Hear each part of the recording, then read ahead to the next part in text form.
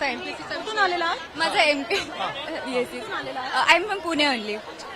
काँग्रेसच्या नाही आहेत ना? नाही, So, आजचा कार्यक्रम कसा वाटला? छान वाटला, खूप छान वाटलं. पण काय आवडलं सगळं त्याच्यातलं? कारण त्यांनी मल्टिपल पॉइंट्स मांडले. आय फील लाईक मला तिथे मोकळं बोलण्याचा जो चान्स भेटला मला ते आवडलं खूप. या there was no constraint that I have to feel restricted about what I कधी इमॅजिन केलं होतं राहुल गांधींसोबत एवढं नव्हतं केलं. सो मला पहिले प्रोसेस वाईज सांग की आता मी त्यांना सुद्धा विचारत होते कोणी अप्रोच केलं पहिले, त्यांनी काय सांगितलं? मी माझं स्वतः प्रोफाईल सबमिट केलं होतं. You have to submit a profile. मग ते आपल्याला पिक करतात. आपले प्रश्न जर त्यांना आवडले मग ते पिक करतात आपल्याला. त्यांनी काय विचारलं होतं? मी काय सांगितलं? माझा पॉईंट होता फिमेल सेफ्टी बद्दल आणि त्यांनी काही विचारलं नाही. त्यांनी तुम्हाला फक्त आम्हाला एलॅबरेट करायला सांगितलं की तुम्ही काय बोलणार वरती जाऊन. काही कन्स्ट्रेंट नव्हता की तुम्हाला हे बोलायची गरज नाही की ते बोलायची गरज नाही.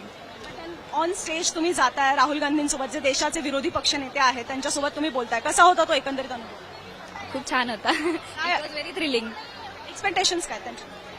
आता I feel he is a very great media, very great person to for the upcoming generation. He knows how to tackle Gen Z, or he knows people deeply. पण असाच कार्यक्रम उद्या सपोज मोदींनी घेतला तर तुम्ही तेवढेच कम्फर्टेबल असाल त्याही मंचावर? हो, it is. I am raising issues. I am not standing with a particular party. So it is that is what is. त्याच्यात पॉलिटिकल अफिलिएशन नाही. इश्यूज जे कोणी इश्यूज रेस करतील तुम्ही त्या पॉलिटिशियन सोबत इश्यू? Yes. Are you Gen Z? Okay. So Gen Z आजकाल खूप प्राईड घेताना सुद्धा पाहायला मिळतं. सो ते समजून घ्यायचं आहे. एवढा प्राईड घेण्यासारखं असं जेन्झीनी काय केलेलं आहे आणि त्या जेन्झीकडनं राजकारण्यांनी काय लेसन? बाकी जनरेशन्सनी फाईट बॅक नाही केलं इतक्या वर्षापासून. जेनझीनी ते रस्त्यावर आले, त्यांनी फाईट बॅक केलं. They were not scared to speak up of everything happening around them.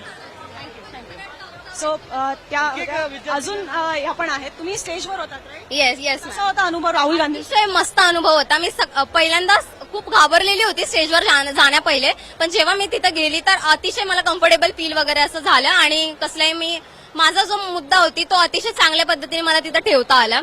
That's it. कुठून आहेस?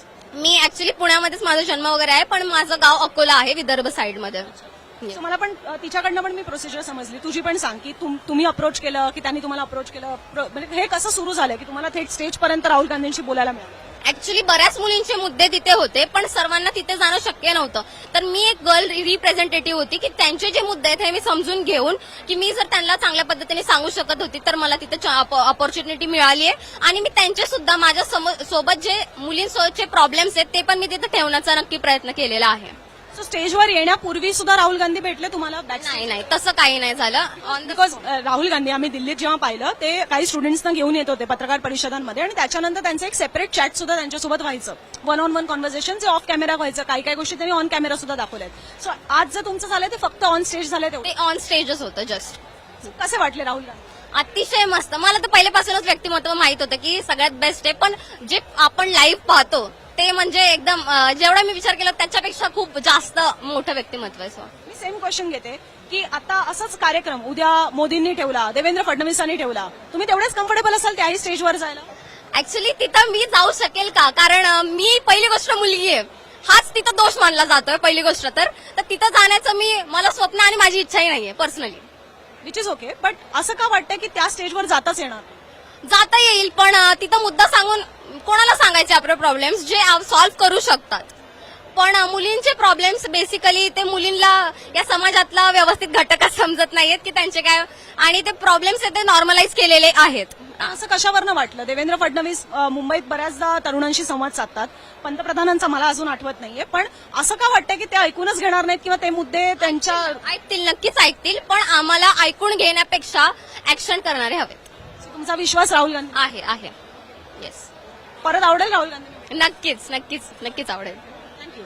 तर ओमकार सुद्धा आपल्यासोबत जोडला गेलेला आहे. ओमकार, इथे मला आता 2 विद्यार्थिनी किंवा तरुणी भेटल्या आणि जे राहुल गांधींसोबत स्टेजवर होते, तर आपण एकदा ओमकारकडनं सुद्धा समजून घेऊया. ओमकार, तिथे बाहेर पडलेले सगळे विद्यार्थी तरुणी आहेत, त्यांचे नेमकी काय मतं आहेत आजच्या या सगळ्या छात्रों की गूंज नंतर? ज्ञानेश्वरी,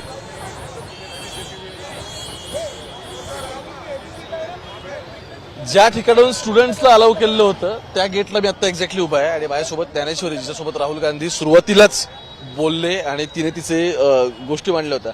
मीडिया बॅकग्राऊंडचीच. मला असं वाटतं आधी एका संस्थेत होतो आपण. मी तुला स्टेजवर बघितलं त्यानंतरच मला कळलं लगेच, बऱ्याच वर्षांनी त्यानिमित्ताने भेटलो तरी. बरं, मला हे सांग आता की हे एक्झॅक्टली सिलेक्शन कसं झालं होतं मुलींचं?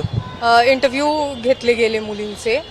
पहिले पर्सनल इंटरव्ह्यू होते, त्यानंतर ग्रुप डिस्कशन झालं मुलींचं आणि मग त्यामधून दिल्लीची टीम आली होती आणि त्यातून इंटरव्ह्यू झाल्यानंतर ग्रुप डिस्कशन झाल्यानंतर आज तिथे बोलण्याची संधी मिळाली. म्हणजे याच्या आधी 2-3 स्टेप्स त्यांनी ठेवल्या होत्या त्यानंतर. पण असं काय होतं का की बाबा काय बोललं पाहिजे काय नाही ब्रीफिंग झालं तुम्हाला? नाही, असं काही नव्हतं, पण त्यांची थीम ठरलेली होती फ्रीडम अँड सिक्युरिटी, तर त्या थीमची भौतिक चर्चा होणार होती.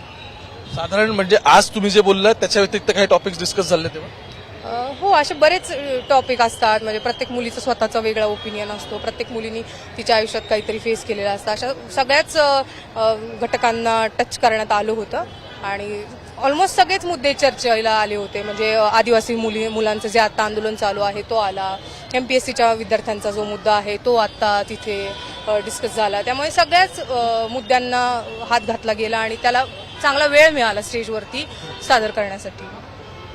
मला आणखी एक विचारायचं आहे की ठीक आहे या सगळ्या गोष्टी घडल्या, पण अपार्ट फ्रॉम दॅट तुम्हाला जसं मी म्हटलं काही स्पेसिफिक सांगण्यात आलं होतं का की तुम्ही ह्या गोष्टी बोलल्या पाहिजेत किंवा या नाही बोलल्या पाहिजेत वगैरे असं काही? नाही, असे कुठलेच इन्स्ट्रक्शन्स नव्हते की तुम्ही हे बोललं पाहिजे, तुम्ही ते बोललं पाहिजे. इट्स प्युअरली आमच्या हातामध्ये होतं की एक तर तुम्हाला तुमची कहाणी सांगायची इतकंच आम्हाला सांगितलं होतं. मग ती स्क्रिप्टेड नव्हती, त्याच्यामध्ये काही स्क्रिप्ट रेडी नव्हतं किंवा आधीच प्रिपरेशन केलंय आणि सगळं स्क्रिप्ट रेडी असं काहीच नव्हतं. जे काय होतं ऑन स्टेज लाईव्ह झालं. त्यामुळे काही जणी पटकन हिंदीमध्ये बोलण्याच्या ऐवजी पटकन जर काही लोक मराठी पण बोलू लागली की बोलीभाषा आणि पटकन बोलता येतं म्हणून कम्फर्टेबल आहे जास्त. हो, नक्की. म्हणजे तसा मुद्दा होताच की म्हणजे मला फार भीती वाटत होती की इंग्लिशमध्ये आणि हिंदीमध्ये कॉन्व्हर्सेशन करायचं आहे आणि पटकन जर स्टेजवरती जाऊन राहुल गांधींना बघून जर नाही आलं हिंदी आणि इंग्लिश आणि आपण मराठीत बोलायला लागलो हा तर मग नेमकं काय होईल. पण म्हणजे त्यांनी तो कॉन्फिडन्स दिला. ते स्टेजवरती फार कम्फर्ट झोन क्रिएट करतात आणि त्यामुळे आय थिंक मी पहिल्यांदा स्टेजवरती उभी राहून बोललेली आहे आणि त्यामुळे तो त्यांनी कम्फर्ट झोन निर्माण केला म्हणून मी इतक्या वेळ तरी त्यांच्याशी बोलू शकले. येस.